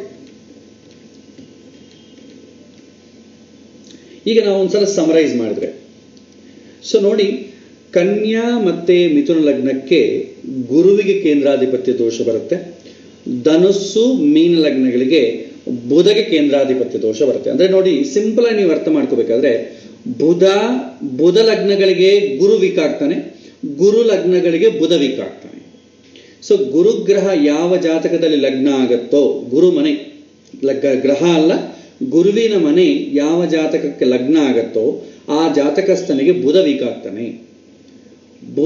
ಬುಧನ ಮನೆ ಯಾವ ಜಾತಕಕ್ಕೆ ಲಗ್ನ ಆಗತ್ತೋ ಗುರು ವೀಕ್ ಆಗ್ತಾನೆ. ಸೊ ಈ 2 ಮನೆಗಳ ಲಗ್ನ ಆದ್ರೆ ಗುರು ವೀಕ್, ಈ 2 ಮನೆಗಳ ಲಗ್ನ ಆದ್ರೆ ಬುಧ ವೀಕ್ ಆಗ್ತಾನೆ. ಸೊ ಇದು ಜಸ್ಟ್ ಸ್ಟ್ಯಾಂಡರ್ಡ್, ನೆನ್ಪಿಟ್ಕೊಟ್ರೆ ಸಾಕು. ಸದ್ಯಕ್ಕೆ ಏನು ಬೇಕಾಗಿಲ್ಲ, ಮುಂದೆ ತುಂಬಾ ಬೇಕಾಗುತ್ತೆ. ಬಟ್ ಬೇಸಿಕ್ಸ್ ಅಲ್ಲಿ ಇದಾದ ಕಾರಣ ನಾನು ಇಲ್ಲೇ ಕವರ್ ಮಾಡ್ತಾ ಇದ್ದೀನಿ. ಇದು ಕೇಂದ್ರಾಧಿಪತ್ಯ ದೋಷ ಅಂತ ನಾವು ಕರಿತೀವಿ. ಸೊ ನೆಕ್ಸ್ಟ್ ಇಂಪಾರ್ಟೆಂಟ್ ಟಾಪಿಕ್ ಏನಂತಂದ್ರೆ ಗ್ರಹಗಳ ದೃಷ್ಟಿ, ಆಸ್ಪೆಕ್ಟ್. ಸೊ ಗ್ರಹಗಳ ದೃಷ್ಟಿ ಅಂತಂದ್ರೆ ಏನು ಅಂದ್ರೆ, ಈಗ ನೋಡಿ, ಆಫೀಸ್ ಇದೆ, ಆಫೀಸಲ್ಲಿ ಒಬ್ಬ ಎಂಪ್ಲಾಯ್ ವರ್ಕ್ ಮಾಡ್ತಾ ಇದ್ದಾನೆ. ಸೊ ಎಂಪ್ಲಾಯ್ ನ್ಯಾಚುರಲ್ ವರ್ಕ್ ಮಾಡ್ತಾನೆ. ಇನ್ ಕೇಸ್ ಆಫೀಸಿಂದ ಒಳಗಿನ ರೂಮಿಂದ ಮ್ಯಾನೇಜರ್ ಚಾಂಬರಿಂದ ಮ್ಯಾನೇಜರ್ ಹೊರಗೆ ಬಂದು ಆ ಎಂಪ್ಲಾಯ್ನ ಅಬ್ಸರ್ವ್ ಮಾಡ್ತಾ ಇದ್ದ ಅಂದ್ಕೊಳ್ಳಿ. ಅವನು ಎಷ್ಟೇ ಚೆನ್ನಾಗಿ ಕೆಲಸ ಮಾಡಿದ್ರು ಕೂಡ ಮ್ಯಾನೇಜರ್ ನಾನು ನೋಡ್ತಾ ಇದ್ದಂತ ಸ್ವಲ್ಪ ಡಿಸ್ಟರ್ಬ್ ಆಗ್ತಾನೆ, ಸ್ವಲ್ಪ ಕೇರ್ಫುಲ್ಲಾಗಿ ಮಾಡ್ಲಿಕ್ಕೆ ಪ್ರಯತ್ನ ಮಾಡ್ತಾನೆ. ತಾನು ಸಿಂಪಲಾಗಿ ಈಸಿಯಾಗಿ ಮಾಡೋ ಕೆಲಸ ಕೂಡ ಮಾಡೋಕ್ಕಾಗಲ್ಲ. ಅಂದರೆ ಬೇರೆ ಯಾರೋ ನಮ್ಮನ್ನು ನೋಡೋದ್ರಿಂದ, ನಮ್ಮ ಮೇಲೆ ಅಟೆನ್ಷನ್ ಇಡೋದ್ರಿಂದ ನಮ್ಮ ಮೈಂಡ್ ಸ್ವಲ್ಪ ಕಾಲಕ್ಕೆ ಉದ್ರಿಕ್ತತೆಯನ್ನು ಹೊಂದಿ ಸ್ವಲ್ಪ ಡಿಸ್ಟರ್ಬ್ ಆಗುತ್ತೆ. ಅಂದರೆ ಯಾರೋ ನಮ್ಮನ್ನು ಅಬ್ಸರ್ವ್ ಮಾಡ್ತಾ ಇದ್ದಾಗ ನಾವು ಸ್ವಲ್ಪ ಕೇರ್ಫುಲ್ ಆಗಿರಬೇಕು ಅಂತಂಬೋ ರೀತಿಯಲ್ಲಿ ಅಟೆನ್ಷನ್ ಬಂದ್ಬಿಡುತ್ತೆ. ಅಂದರೆ ಒಂದು ಗ್ರಹ ಇದೇ ಥರ ಒಂದು ಗ್ರಹ ಇನ್ನೊಂದು ಗ್ರಹನ ನೋಡಿ ತಂದ್ಕೊಳ್ಳಿ, ಈ ಥರ ಆಸ್ಪೆಕ್ಟ್ ಅಟೆನ್ಷನ್ ಆಗುತ್ತೆ, ಸ್ವಲ್ಪ ಕಾನ್ಫ್ಲಿಕ್ಟ್ ಆಗುತ್ತೆ. ಸೊ ಗ್ರಹಗಳ ದೃಷ್ಟಿ ಅಂದರೆ ಏನಂತಂದರೆ ಗ್ರಹಗಳು ನೋಡುವುದು. ಸೊ ಪ್ರತಿಯೊಂದು ಗ್ರಹ ಕೂಡ ತನ್ನ ಎದುರುಗಡೆ ಇರುವಂತಹ ಗ್ರಹವನ್ನು ನೋಡುತ್ತೆ. ಈಗ ಮನುಷ್ಯ ಅಷ್ಟೇ ಅಲ್ವಾ, ನಮ್ಮ ಎದುರುಗಡೆ ಇದ್ರು ಅಂತ ಅಂದ್ಕೊಳ್ಳಿ, ನಾವು ಅವ್ರನ್ನ ನೋಡ್ತೀವಿ, ಅವ್ರಿಗೆ ನಾವು ಕಾಣ್ತೀವಿ. ಇದೇನು ಪರಸ್ಪರ ಆಪೋಸಿಟ್ ನಿಂತಿದ್ದಾಗ 180 ಡಿಗ್ರೀಸ್ ಆ್ಯಂಗಲಲ್ಲಿ ನಿಂತಿದ್ದಾಗ ನಮಗೆ ಅವ್ರು ಕಾಣ್ತಾರೆ, ಅವ್ರಿಗೆ ನಾವು ಕಾಣ್ತೀವಿ. ಇದನ್ನು ನಿಂತೀವಿ ಆಪೋಸಿಟ್ ಇದ್ದಾಗೆ ಕಾಣ್ತೀವಿ. ಪಕ್ಕದಲ್ಲಿದ್ದರೆ ನಾವು ನೋಡಲ್ಲ, ನೋಡಿದರೆ ಕಾಣುತ್ತಷ್ಟೆ. ಎದುರುಗಡೆ ಇದ್ರೆ ಮಾತ್ರ ನಮಗೆ ಅವ್ರು ಖಂಡಿತ ಕಾಣ್ತಾರೆ. ಸೊ ಗ್ರಹಗಳಲ್ಲಿ ಅಷ್ಟೇ, ಒಂದು ಗ್ರಹ ಎದುರುಗಡೆ ಇನ್ನೊಂದು ಗ್ರಹ ಇದ್ದಾಗ ಆ ಗ್ರಹವನ್ನು ನೋಡುತ್ತೆ. ಎದುರುಗಡೆ ಅಂದರೆ ಅರ್ಥ ಏನಂತಂದ್ರೆ ಆಪೋಸಿಟ್ ಡೈರೆಕ್ಷನ್, ಅಂದರೆ 180 ಡಿಗ್ರೀಸ್ ಆ್ಯಂಗಲ್. ಸೊ ನಾವು ಜಾತಕದಲ್ಲಿ 180 ಡಿಗ್ರೀಸ್ ಅಂತ ಏನಂತೀವಿ ಅಂದರೆ 7th ಹೌಸ್ ಅಂತೀವಿ. ಒಂದು ಗ್ರಹಕ್ಕೆ 7ನೇ ಮನೆಗೆ ಬೇರೆ ಯಾವುದಾದ್ರೂ ಗ್ರಹ ಇದ್ದರೆ ಆ ಗ್ರಹವನ್ನು ಈ ಗ್ರಹ ನೋಡುತ್ತದೆ. ಸೊ ಗ್ರಹಗಳ ದೃಷ್ಟಿ ಅಂದರೆ, ಸೊ ಇಲ್ಲಿ ರೂಲ್ ಏನಂತಂದರೆ ಎಲ್ಲ ಗ್ರಹಗಳು ಕೂಡ ತಾವಿರುವ ಕಡೆಯಿಂದ ಎದುರುಗಡೆ ಇರುವಂತಹ ಗ್ರಹವನ್ನಾಗಲಿ ಮನೆಯನ್ನಾಗಲಿ ನೋಡುತ್ತದೆ. ಎದುರುಗಡೆ ಅಂತಂದರೆ 7th ಹೌಸ್ ಅಂತ ಅರ್ಥ ಮಾಡ್ಕೋಬೇಕು. ಸೊ 7ನೇ ಮನೆಯಲ್ಲಿರುವಂತಹ ಗ್ರಹವನ್ನು ಅಥವಾ 7ನೇ ಮನೆಯನ್ನು ನೋಡುತ್ತೆ. ಆದರೆ ಕೆಲವಿನ ಗ್ರಹಗಳಿಗೆ ಎಕ್ಸ್ಟ್ರಾ ಆಸ್ಪೆಕ್ಟ್ಸ್ ಕೂಡ ಇದೆ. ಆಸ್ಪೆಕ್ಟ್ ಅಂತೀವಿ, ದೃಷ್ಟಿ, ಎಕ್ಸ್ಟ್ರಾ ಆಸ್ಪೆಕ್ಟ್ ಅಂತ ಕೂಡ ಅಂತೀವಿ. ಸೊ ದೃಷ್ಟಿ ಅಂತ ಸಾಮಾನ್ಯವಾಗಿ ನೀವು ನಿರ್ವಚನೆಯನ್ನು ತಗೋಬೇಕಾದ್ರೆ, ನಾವು ಒಂದು ದೊಡ್ಡ ಸಭದಲ್ಲಿ ಕೂತಿದ್ದೀವಿ, ಸ್ಟೇಜ್ ಮೇಲೆ ಸ್ವಾಮಿಗಳು ಕೂತಿದ್ದಾರೆ. ಸ್ವಾಮಿಗಳು ಏನು ಮಾಡ್ತಾರೆ, ನಮ್ಮನ್ನೇ ನೋಡ್ತಾ ಇದ್ರು ಅಂದ್ಕೊಳ್ಳಿ. ಸ್ವಾಮಿಗಳು ಅಂದರೆ ಪರಮ ಪವಿತ್ರವಾಗಿ ಒಳ್ಳೆ ಗುಣಗಳಿರೋರು. ಅವ್ರು ನಮ್ಮನ್ನು ನೋಡ್ತಾ ಇದ್ದಾಗ ಈ ಪವಿತ್ರವಾದಂಥ ಗುರುಗಳು ನನ್ನ ಮೇಲೆ ನೋಡ್ತಾ ಇದ್ದಾರೆ ಅಂದರೆ ನನ್ನಲ್ಲಿ ಏನೋ ಸ್ವಲ್ಪ ಸ್ಪೆಷಲ್ ಇರ್ಬೋದು, ಅಂದರೆ ನನ್ನಲ್ಲಿ ಒಂದು ಸ್ವಲ್ಪ ಪಾಸಿಟಿವ್ ವೈಬ್ರೇಷನ್ಸ್ ಬರ್ಬೋದು. ಯಾಕೆಂದರೆ ಅವ್ರು ಅಂಥ ಒಳ್ಳೆಯ ಕಣ್ಣಲ್ಲಿ ನಾನು ಬಿದ್ದಿದ್ದೀನಲ್ಲ, ಅಂದರೆ ನಾನು ಎಷ್ಟೋ ಒಳ್ಳೇದು ಮಾಡಿದರೆ ಮಾತ್ರ ಬಿಡಲ್ಲ. ಹಾಗಾಗಿ ನನಗೆ ಸ್ವಲ್ಪ ಹೆಮ್ಮೆ ಆಗುತ್ತೆ. ಅದೇ ಇನ್ನೊಂದು ಥರ ನೋಡಿದ್ರೆ, ನಾವೆಲ್ಲೋ ಹಾದಿಯಲ್ಲಿ ಹೋಗ್ತಾ ಇದ್ವಿ, ಒಂದು ಪೊಲೀಸ್ ಒಬ್ಬ ನಮ್ಮನ್ನೇ ನೋಡ್ತಾ ಇದ್ದ ಅಂದ್ಕೊಳ್ಳಿ. ಒಂದ್ಸಲ ನಮ್ಮನ್ನು ನಾವು ಕ್ರಾಸ್ ಚೆಕ್ ಮಾಡ್ಕೋತಾ ಇದ್ವಿ. ಸೊ ಇವ್ನು ನನ್ನನ್ನೇ ಯಾಕೆ ನೋಡ್ತಾ ಇದ್ದಾನೆ? ಸೊ ನಮ್ಮಲ್ಲಿ ಮೈಂಡಲ್ಲಿ ಸ್ವಲ್ಪ ಕೆಟ್ಟ ಭಾವನೆ ಶುರುವಾಗುತ್ತೆ. ಸೊ ನಾನೇನೋ ತಪ್ಪು ಮಾಡಿದ್ದೀನಿ, ಸೊ ನನ್ನನ್ನು ಸ್ವಲ್ಪ ಕ್ರಾಸ್ ಚೆಕ್ ಮಾಡ್ಕೋತೀವಿ. ಅಂದರೆ ಕೆಟ್ಟವನು ನಮ್ಮನ್ನು ನೋಡಿದ್ದಾಗ ಸ್ವಲ್ಪ ಮನಸ್ಸು ತೊಂದರೆ ಆಗುತ್ತೆ, ಒಳ್ಳೆಯವನು ನಮ್ಮನ್ನು ನೋಡಿದಾಗ ಮನಸ್ಸು ಆನಂದ ಆಗುತ್ತೆ. ಹಾಗೆ ಶುಭಗ್ರಹಗಳು ನೋಡಿದಾಗ ಆನಂದ ಆಗುತ್ತೆ, ಪಾಪಗ್ರಹಗಳು ನೋಡಿದಾಗ ತೊಂದರೆ ಆಗುತ್ತೆ. ಸೊ ಈ ಕಾನ್ಸೆಪ್ಟಲ್ಲಿ ನೀವು ಅರ್ಥ ಮಾಡ್ಕೋಬೇಕು. ಸೊ ಯಾವುದಾದ್ರೂ ಒಂದು ಗ್ರಹ ಇನ್ನೊಂದು ಗ್ರಹವನ್ನು ನೋಡ್ತಾ ಇದೆ ಅಂತಂದರೆ, ಶುಭಗ್ರಹ ನೋಡ್ತಾ ಇದೆಯಾ, ಪಾಪಗ್ರಹ ನೋಡ್ತಾ ಇದೆಯಾ? ಶುಭಗ್ರಹ ನೋಡಿದ್ರೆ ಒಳ್ಳೆಯದು, ಪಾಪಗ್ರಹ ನೋಡಿದ್ರೆ ಕೆಟ್ಟದ್ದು. ಇಷ್ಟೇ ನಾವು ಡಿಫೈನ್ ಮಾಡ್ಕೋಬೇಕು. ಇಲ್ಲಿ ಅಸಲು ನೋಡೋದೇ ಹೇಗೆ ಅಂತ ಫಸ್ಟ್ ತಿಳ್ಕೊಂಡ್ರೆ ಆಮೇಲೆ ಒಳ್ಳೆಯದ ಕೆಟ್ಟದ್ದ ಅಂತ ಆಲೋಚನೆ ಮಾಡಿ. ಈಗ ನಮಗೆ ರೂಲ್ ನೋಡಿದ್ರೆ ಎಲ್ಲ ಗ್ರಹಗಳು ಕೂಡ ತಾವು ಇರುವ ಕಡೆಯಿಂದ 7ನೇ ಮನೆಯನ್ನು ನೋಡುತ್ತದೆ. ವಿಶೇಷವಾಗಿ ಔಟರ್ ಪ್ಲಾನೆಟ್ಸ್ ಅಂದರೆ ಕುಜ, ಗುರು, ಶನಿ, ಇದು ನಾವಿರುವ ಭೂಮಿಯಿಂದ ಹೊರಗಡೆ ಇರೋ ಗ್ರಹಗಳು. ಮಿಗತಾ ಗ್ರಹಗಳು ಚಂದ್ರ, ಬುಧ, ಶುಕ್ರ, ಸೂರ್ಯ ಇವೆಲ್ಲ ನಮಗೆ ಭೂಮಿಗೆ ಸೂರ್ಯಗೆ ಅಂತರದಲ್ಲಿರುವಂಥ ಗ್ರಹಗಳು. ಕುಜ, ಗುರು, ಶನಿ ಮಾತ್ರ ಭೂಮಿಯಿಂದ ಹೊರಗಡೆ ತಿರುಗುವಂಥ ಗ್ರಹಗಳು, ಅದನ್ನು ಔಟರ್ ಪ್ಲಾನೆಟ್ಸ್ ಅಂತೀವಿ. ದೂರ ತಿರುಗುವಂಥ ಗ್ರಹಗಳಿಗೆ 7ನೇ ದೃಷ್ಟಿ ಅಲ್ಲದೆ ಇನ್ನು 2 ಸ್ಪೆಷಲ್ ದೃಷ್ಟಿಗಳು ಕೂಡ ಇರುತ್ತೆ. ಸ್ಪೆಷಲ್ ಅಂದರೆ ನೋಡಿ, ಕುಜಗ್ರಹಕ್ಕೆ 7ನೇ ದೃಷ್ಟಿಯ ಜೊತೆ 4, 8 2 ಅಡಿಷನಲ್ ದೃಷ್ಟಿಗಳಿರುತ್ತೆ. ಅದನ್ನೇ ವಿಶೇಷ ದೃಷ್ಟಿ ಅಂತ ಕರೀತಾರೆ. ಅಂದರೆ ಕುಜ ತಾನು ಇರುವ ಕಡೆಯಿಂದ 4ನೇ ಮನೆಯನ್ನು, 7ನೇ ಮನೆಯನ್ನು, 8ನೇ ಮನೆಯನ್ನು ನೋಡ್ತಾನೆ. ಕುಜ ತಾನಿರುವ ಕಡೆಯಿಂದ 4ನೇ ಮನೆಯನ್ನು, 7ನೇ ಮನೆಯನ್ನು, 8ನೇ ಮನೆಯನ್ನು ನೋಡ್ತಾನೆ. ಸೊ ಇದು ಕುಜಕ್ಕೆ ಸಂಬಂಧಪಟ್ಟ ದೃಷ್ಟಿ. ಅದೇ ಥರ ಗುರು ನೋಡಿದ್ರೆ ತಾನಿರುವ ಕಡೆಯಿಂದ 5ನೇ ಮನೆ, 7ನೇ ಮನೆ, 9ನೇ ಮನೆ. ಈ 3 ಮನೆಗಳನ್ನು ನೋಡ್ತಾನೆ. ಆ 3 ಮನೆಗಳನ್ನು ನೋಡ್ತಾನೆ. ಆ 3 ಮನೆಗಳಲ್ಲಿ ಯಾವುದಾದ್ರೂ ಗ್ರಹ ಇದ್ರೆ ಆ ಗ್ರಹವನ್ನು ನೋಡ್ತಾನೆ. ಶನಿ ತಾನಿರುವ ಕಡೆಯಿಂದ 3ನೇ ಮನೆಯನ್ನ, 7ನೇ ಮನೆಯನ್ನ, 10ನೇ ಮನೆಯನ್ನ ನೋಡ್ತಾನೆ. ಇದು ಬೈಹಾರ್ಟ್ ಮಾಡೋದು ಬಿಟ್ರೆ ಬೇರೆ ಆಪ್ಷನ್ ಇಲ್ಲ. ಸೊ 7th ಹೌಸ್ 7ನೇ ಮನೆಯನ್ನು ನೋಡೋದು ಕಾಮನ್. ಎಲ್ಲ ಗ್ರಹಗಳು 7ನೇ ಮನೆಯನ್ನು ನೋಡುತ್ತೆ. ವಿಶೇಷವಾಗಿ ಕುಜಗೆ 4, 8 ಎಕ್ಸ್ಟ್ರಾ ಇರುತ್ತೆ, ಗುರುವಿಗೆ 5, 9 ಎಕ್ಸ್ಟ್ರಾ, ಶನಿಗೆ ಬಂದು 3, 10 ಎಕ್ಸ್ಟ್ರಾ ಇರುತ್ತೆ. ಇದನ್ನು ನೆನ್ಪಿಟ್ಕೊಳ್ಳೇಬೇಕು. ಇದು ಗ್ರಹಗಳ ದೃಷ್ಟಿ. ಸೊ ಇಲ್ಲಿ ಒಂದು ಚಕ್ರ ಇದೆ. ಸೊ ಈ ಚಕ್ರವನ್ನು ನೀವು ಅಬ್ಸರ್ವ್ ಮಾಡಿದ್ರೆ, ಈ ಚಕ್ರ ನೋಡಿ ಕನ್ಯಾ ಲಗ್ನ ಆಗಿದೆ. ಸೊ ಕನ್ಯಾ ಲಗ್ನ, ಧನುಸ್ ರಾಶಿಯಲ್ಲಿ ಚಂದ್ರ ಮತ್ತೆ ರಾಹು ಇದ್ದಾರೆ, ಮಕರ ರಾಶಿಯಲ್ಲಿ ಇಲ್ಲಿ ಚಕ್ರ ಕಾಣಿಸ್ತಾ ಇದೆಯಲ್ಲ ನಿಮಗೆ. ಇಲ್ಲಿ ನೋಡಿದ್ರೆ ಈ ಚಕ್ರ ನೋಡಿ, ಮಕರ ಲಗ್ನ, 2ನೇ ಮನೆಯಲ್ಲಿ ಕೇತು ಇದ್ದಾನೆ, ಅಂದರೆ ಕುಂಭರಾಶಿಯಲ್ಲಿ ಕೇತು ಇದ್ದಾನೆ, ಮೇಷ ರಾಶಿಯಲ್ಲಿ ಶುಕ್ರ, ವೃಷಭ ರಾಶಿಯಲ್ಲಿ ಚಂದ್ರ, ಮಿಥುನ ರಾಶಿಯಲ್ಲಿ ಕುಜ, ಮಂಗಳ, ಸೂರ್ಯ, ಬುಧ, ಮತ್ತು ಸಿಂಹ ರಾಶಿಯಲ್ಲಿ ರಾಹು, ಕನ್ಯಾ ರಾಶಿಯಲ್ಲಿ ಗುರು, ಹಾಗೆ ವೃಶ್ಚಿಕ ರಾಶಿಯಲ್ಲಿ ಶನಿ ಇದೆ. ಇದು ರಾಶಿ ಚಕ್ರವನ್ನು ಮಾತ್ರ ನೀವು ಅಬ್ಸರ್ವ್ ಮಾಡಿ, ಬೇರೆ ಯಾವುದು ಬೇಡ. ಸೊ ಈ ಚಕ್ರದಲ್ಲಿ ನೀವು ನೋಡಿದ್ರೆ ಇಲ್ಲಿ ನೋಡಿ ಗ್ರಹಗಳು ಯಾವುದನ್ನು, ಇವಾಗ ಗುರು ಗ್ರಹ, ಸಪೋಸ್ ಸೂರ್ಯನಿಂದ ಶುರು ಮಾಡಿ. ಸೂರ್ಯಗೆ ಬರೀ 7ನೇ ದೃಷ್ಟಿ ಮಾತ್ರ ಇದೆ. ಸೂರ್ಯ ತಾನು ಇರುವ ಕಡೆಯಿಂದ 7ನೇ ಮನೆ ಅಂತಂದ್ರೆ ಏನಾಗುತ್ತೆ, 1, 2, 3, 4, 5, 6, 7. ಸೊ ಸೂರ್ಯ ಧನುಸ್ಸು ರಾಶಿಯನ್ನು ನೋಡ್ತಾನೆ. ಧನುಸ್ಸು ರಾಶಿಯಲ್ಲಿ ಯಾವ ಗ್ರಹ ಇಲ್ಲ. ಸೂರ್ಯ ಬಂದು ಅಪೋಸಿಟ್ ಆಗಿರುವಂಥ ಗ್ರಹ ಸ್ಥಾನ ಧನುಸ್ಸು ರಾಶಿಯನ್ನು ನೋಡ್ತಾನೆ. ಬುಧ ಕೂಡ ನೋಡಿ, ತಾನು ಕೂಡ 7ನೇ ದೃಷ್ಟಿ ಒಂದೇ ಇರೋದು. ಬುಧ ಕೂಡ ಧನುಸ್ಸು ರಾಶಿಯನ್ನೇ ನೋಡ್ತಾನೆ, ಯಾಕಂದ್ರೆ ಬುಧನಿಂದ ಕೂಡ 7ನೇ ಮನೆ ಧನುಸ್ಸು ರಾಶಿ ಆಗುತ್ತೆ. ಹಾಗೆ ಕೇತು ನೋಡಿ, ಕೇತು ತಾನಿರೋ ಕಡೆಯಿಂದ 7ನೇ ಮನೆ ಅಂತಂದ್ರೆ ಸಿಂಹ ಆಗುತ್ತೆ. ಕೇತು ಬಂದು ಕುಂಭರಾಶಿಯಲ್ಲಿದ್ದಾನೆ, 1, 2, 3, 4, 5, 6, 7. ಸೊ ಕೇತು ಸಿಂಹ ರಾಶಿಯನ್ನು ನೋಡ್ತಾನೆ. ಸಿಂಹ ರಾಶಿಯಲ್ಲಿ ರಾಹು ಇದೆ, ರಾಹುವನ್ನು ಕೂಡ ನೋಡ್ತಾನೆ.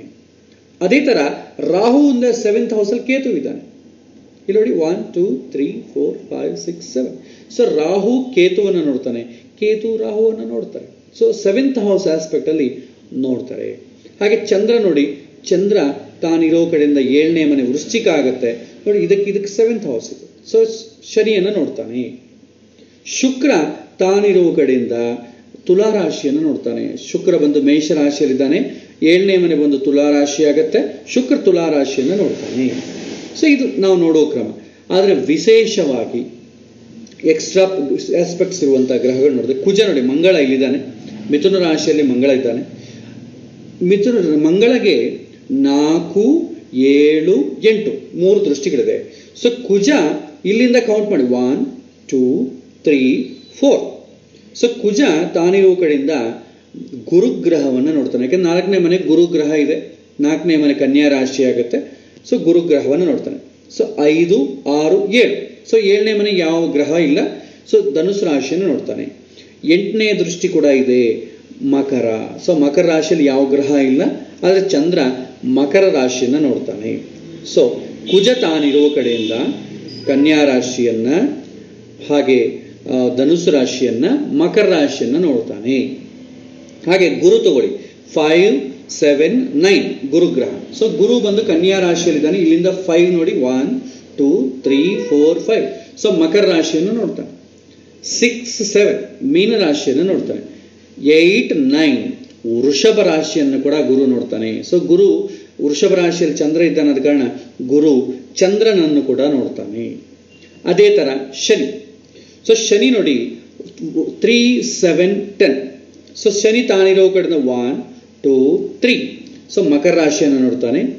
4, 5, 6, 7 ಚಂದ್ರನನ್ನು ನೋಡ್ತಾನೆ. ಚಂದ್ರ ಬಂದು 7th ಹೌಸಲ್ಲಿ ಇದ್ದಾನೆ. 8, 9, 10th ಹೌಸಲ್ಲಿ ರಾಹು ಇದ್ದಾನೆ. ಸೊ ಈ ತರ ನಾವು ನೋಡ್ತೀವಿ. ಸೊ ಇಲ್ಲಿ ಒಂದು ವಿಷಯವನ್ನು ನೀವು ನೆನ್ಪಿಟ್ಕೋಬೇಕು.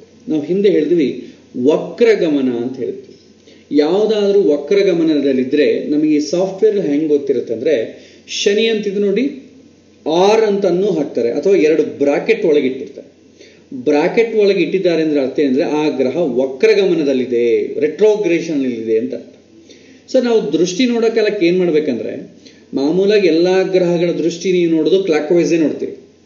ಯಾವಾಗಾದರೂ ಪ್ಲಾನೆಟ್ ರೆಟ್ರೋಗ್ರೇಡ್ ಆದರೆ ಆಂಟಿ ಕ್ಲಾಕ್ ವೈಸ್ ನೀವು ಕೌಂಟ್ ಮಾಡಬೇಕು. ನೋಡಿ ಇವಾಗ 3, 7, 10 ಶನಿ ಅಲ್ವಾ. ಸೊ ಇಲ್ಲಿಂದ anti clockwise direction count ಮಾಡಿ 1, 2, 3.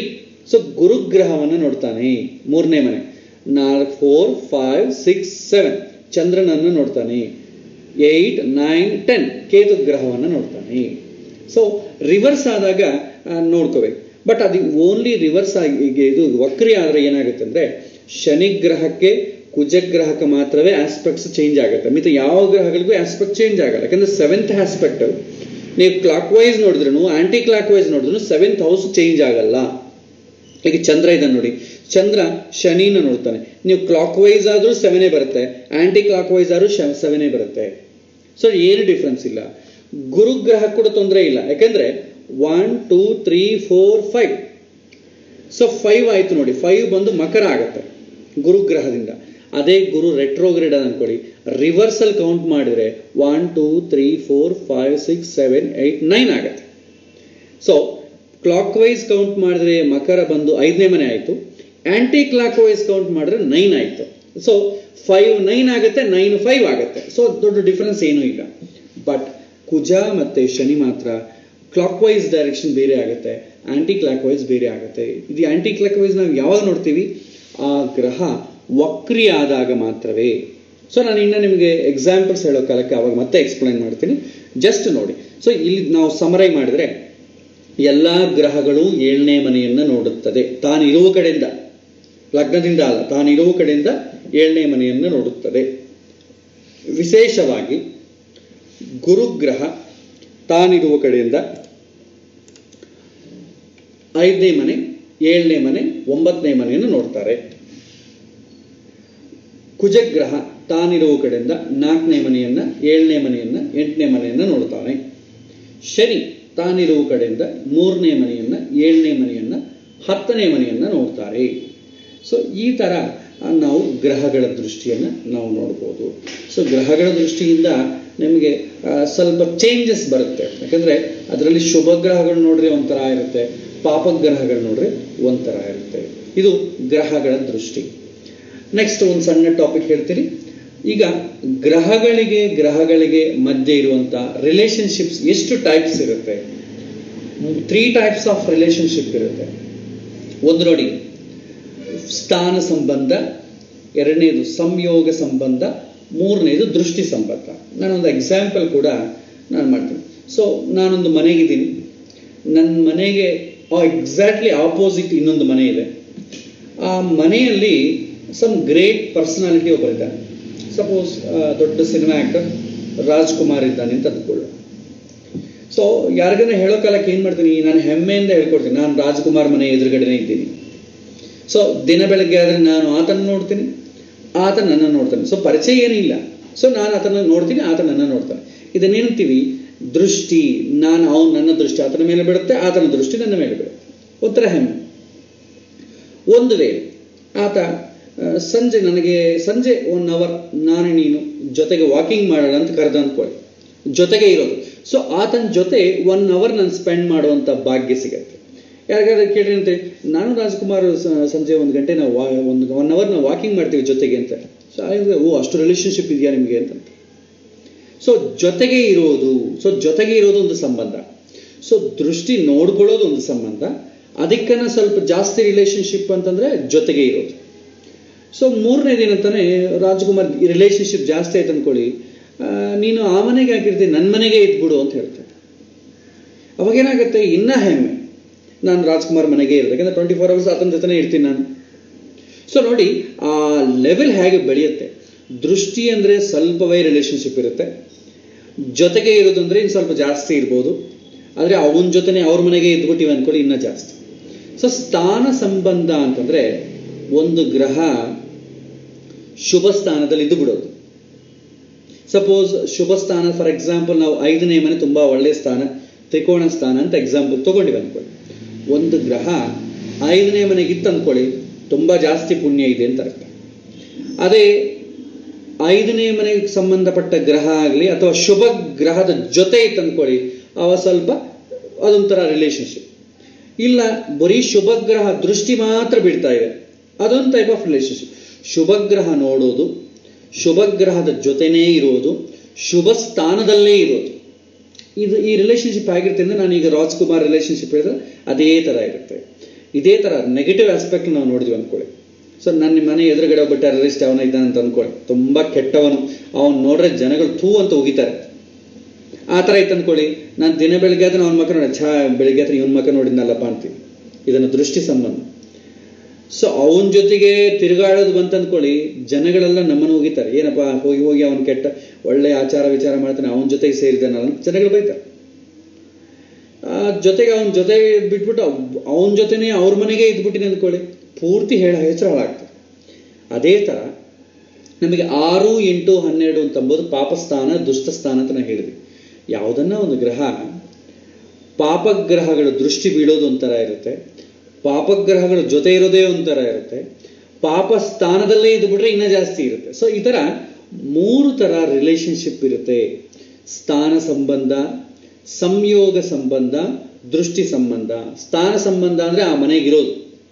ಸಂಯೋಗ ಸಂಬಂಧ ಅಥವಾ ಕನ್ಜಂಕ್ಷನ್ ಅಂತೀವಿ, ಒಂದು ಶುಭಗ್ರಹದ ಜೊತೆ ಆಗಲಿ ಪಾಪಗ್ರಹದ ಜೊತೆ ಆಗಲಿ ಇರೋದು.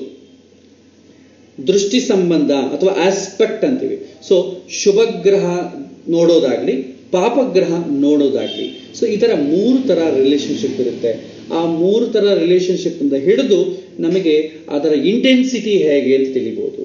ಸೊ ಆಸ್ಪೆಕ್ಟ್ ಅಂದರೆ 25% ಇಂಟೆನ್ಸಿಟಿ ಇರುತ್ತೆ, ಸಂಯೋಗ ಸಂಬಂಧ ಅಂತಂದರೆ 50% ಇಂಟೆನ್ಸಿಟಿ ಇರುತ್ತೆ, ಸ್ಥಾನ ಸಂಬಂಧ ಅಂತಂದರೆ ಇನ್ನೂ ಜಾಸ್ತಿ 75 to 80% ಇಂಟೆನ್ಸಿಟಿ ಇರುತ್ತೆ.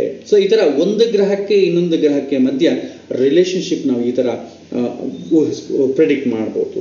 ಸೊ ಇದು ನಮಗೆ ಬೇಸಿಕ್ಸಲ್ಲಿರುವಂಥ ಮುಖ್ಯವಾದ ವ್ಯವಸ್ಥೆ. ಸೊ ಇಲ್ಲಿ ನಾವು ಪ್ರಾಕ್ಟೀಸ್ ಮಾಡೋದು ಜಾಸ್ತಿ ಅಂತಂದರೆ ಗ್ರಹಗಳ ದೃಷ್ಟಿಯನ್ನು ಪ್ರಾಕ್ಟೀಸ್ ಚೆನ್ನಾಗಿ ಮಾಡಬೇಕು. ಯಾವ ಗ್ರಹ ಯಾವ ಗ್ರಹವನ್ನು ನೋಡ್ತಾ ಇದೆ ಅಂತಂಬೋದು ತುಂಬ ಜಾಸ್ತಿಯಾಗಿ ನಾವು ಮಾಡಬೇಕು. ಸೊ ಇಲ್ಲೊಂದು 2 ನಿಮಿಷದ ಕಾಲ ನಾನೊಂದು ಎಕ್ಸಾಂಪಲ್ ಸಹಿತ ಇಲ್ಲೇ ಮಾಡ್ತೀನಿ. ಸೊ ನಾವು ಇದೇ ಈಗ ಹೇಳಿದ್ನೆಲ್ಲ ನೋಡಿ, ಇದೇ ಜಾತಕವನ್ನು ನಾವು ನೋಡಿದ್ರೆ ನೀವು ಯಾವ ಥರ ಪ್ರಾಕ್ಟೀಸ್ ಮಾಡಬೇಕು ಅಂತಂಬೋದು ನಾನು ಹೇಳ್ತೀನಿ. ಒಂದು ಪೇಪರ್ ಇಟ್ಕೊಳ್ಳಿ, ಈ ಥರ ಜಾತಕವನ್ನು ಒಂದು ಎಕ್ಸಾಂಪಲ್ ತಗೊಂಡ್ರೆ ಇದರಲ್ಲಿ ನೋಡಿ ಸೂರ್ಯಗ್ರಹ. ಸೊ ಸೂರ್ಯಗ್ರಹ ಯಾರನ್ನು ನೋಡ್ತಾನೆ? ಸೊ ಸೂರ್ಯಗ್ರಹ ನೋಡಿದ್ರೆ ಸೂರ್ಯಗೆ 7ನೇ ದೃಷ್ಟಿ ಇದೆ. ಸೂರ್ಯ ತಾನಿರುವ ಕಡೆಯಿಂದ 1, 2, 3, 4, 5, 6, 7. ಸೊ ಧನುಸ್ಸು ರಾಶಿಯನ್ನು ನೋಡ್ತಾನೆ. ಬಟ್ ಧನುಸ್ಸು ರಾಶಿಯಲ್ಲಿ ಯಾವ ಗ್ರಹ ಇಲ್ಲ, ಬಟ್ ಗ್ರಹಗಳಿದ್ರೆ ಮಾತ್ರ ನಾವು ನೋಟ್ ಮಾಡಬೇಕು, ಗ್ರಹ ಇಲ್ಲದ್ರೆ ಬಿಟ್ಬಿಡಿ. ಸೊ ಸೂರ್ಯ ಯಾರನ್ನ ನೋಡ್ತಾ ಇಲ್ಲ, ಸೂರ್ಯ ಯಾರನ್ನ ನೋಡ್ತಾ ಇಲ್ಲ. ಅದೇ ತರ ಚಂದ್ರ ಯಾರನ್ನ ನೋಡ್ತಾನೆ ಅಂತಂಬುದು ನಾವು ನೋಡಿದ್ರೆ, ಸೊ ಚಂದ್ರ ಇರೋ ದೃಷ್ಟಿ ಏನು? 7th ಆಸ್ಪೆಕ್ಟ್ ಮಾತ್ರ. ತಾನಿರೋ ಕಡೆ 1, 2, 3, 4, 5, 6, 7. ಸೊ 7ನೇ ಮನೆಗೆ ಶನಿ ಇದ್ದಾನೆ, ಹಾಗಾಗಿ ಶನಿಯನ್ನು ನೋಡ್ತಾನೆ. ಸೊ ಶನಿಯನ್ನು ನೋಡ್ತಾನೆ. ನೆಕ್ಸ್ಟ್ ಕುಜ. ಸೊ ಕುಜ ಯಾರನ್ನ ನೋಡ್ತಾನೆ? ಸೊ ಕುಜಗೆ 3 ದೃಷ್ಟಿ ಇದೆ, ಇದು ನೆನ್ಪಿಟ್ಕೋಬೇಕು. 4, 7, 8 ಈ 3 ದೃಷ್ಟಿ ಕುಜಗಿರೋದು. ಸೊ ಇಲ್ಲಿ ಮಂಗಳ ಅಂತಿದೆ, ಎಮ್ಮೆ ಅಂತಿದ್ರೆ ನೋಡಿ, ಇಲ್ಲಿಂದ 4th ಹೌಸ್ ಕೌಂಟ್ ಮಾಡಿ. 1, 2, 3, 4. 4th ಹೌಸಲ್ಲಿ ಯಾರಿದ್ದಾರೆ? ಗುರು ಇದ್ದಾನೆ. 5, 6, 7. 7th ಹೌಸಲ್ಲಿ ಯಾರಿಲ್ಲ? 8th ಹೌಸಲ್ಲಿ ಯಾರಿಲ್ಲ. ಸೊ ಕುಜ ಗುರು ಗ್ರಹವನ್ನು ನೋಡ್ತಾನೆ. ಅದೇ ತರ ನೆಕ್ಸ್ಟ್ ಬುಧ. ಸೊ ಬುಧಗೆ ಓನ್ಲಿ 7th ಆಸ್ಪೆಕ್ಟ್ ಮಾತ್ರ ಇದೆ. ಸೊ ಬುಧ ಬಂದು ಯಾರನ್ನ ನೋಡ್ತಾನೆ? ಸೊ ಬುಧ ನೋಡಿ ತಾನಿರುವ ಕಡೆಯಿಂದ. ಸೊ ಬುಧ ನೋಡಿದ್ರೆ ಬುಧ ಬಂದು ನಮಗೆ ಮಿಥುನ ರಾಶಿಯಲ್ಲಿ ಇದ್ದಾನೆ. 7th ಆಸ್ಪೆಕ್ಟ್ ಮಾತ್ರ ಇದೆ. 1, 2, 3, 4, 5, 6, 7. ಧನುಸು ರಾಶಿ ಆಗುತ್ತೆ, ಧನುಸು ರಾಶಿಯಲ್ಲಿ ಯಾರೂ ಇಲ್ಲ. ಸೊ ಯಾರನ್ನ ನೋಡ್ತಾರೆ? ನೆಕ್ಸ್ಟ್ ಗುರುಗ್ರಹ. ಸೊ ಗುರುಗ್ರಹಕ್ಕೆ 5, 7, 9 3 ದೃಷ್ಟಿ ಇದೆ, ನೆನಪಿಟ್ಕೊಳ್ಳಿ. ಸೊ ಗುರು ಇಲ್ಲಿದ್ದಾನೆ ಕನ್ಯಾ ರಾಶಿಯಲ್ಲಿ. 1, 2, 3, 4, 5. ಸೊ ಯಾರೂ ಇಲ್ಲ. 6, 7 ಯಾರೂ ಇಲ್ಲ. 8, 9. ಸೊ 9ನೇ ಮನೆಗೆ ಚಂದ್ರ ಇದ್ದಾನೆ. ಸೊ ಹಾಗಾಗಿ ಗುರು ಚಂದ್ರಗ್ರಹವನ್ನು ನೋಡ್ತಾ ಇದ್ದಾನೆ. ನೆಕ್ಸ್ಟ್ ಶುಕ್ರ. ಸೊ ಶುಕ್ರ ಯಾರನ್ನ ನೋಡ್ತಾನೆ? ಸೊ ಶುಕ್ರ ಯಾರನ್ನ ನೋಡ್ತಾನೆ ಅಂತ ನೀವು ನೋಡಿದ್ರೆ, ಶುಕ್ರ ಬಂದು ನಿಮಗೆ ಮೇಷ ರಾಶಿಯಲ್ಲಿದ್ದಾನೆ. ಇಲ್ಲಿಂದ 7th ಹೌಸ್ 1, 2, 3, 4, 5, 6, 7 ತುಲಾ ಆಗುತ್ತೆ. ಸೊ ತುಲಾ ರಾಶಿಯಲ್ಲಿ ಯಾರಿಲ್ಲ. ನೆಕ್ಸ್ಟ್ ಶನಿ. ಸೊ ಶನಿ ಯಾರನ್ನ ನೋಡ್ತಾನೆ?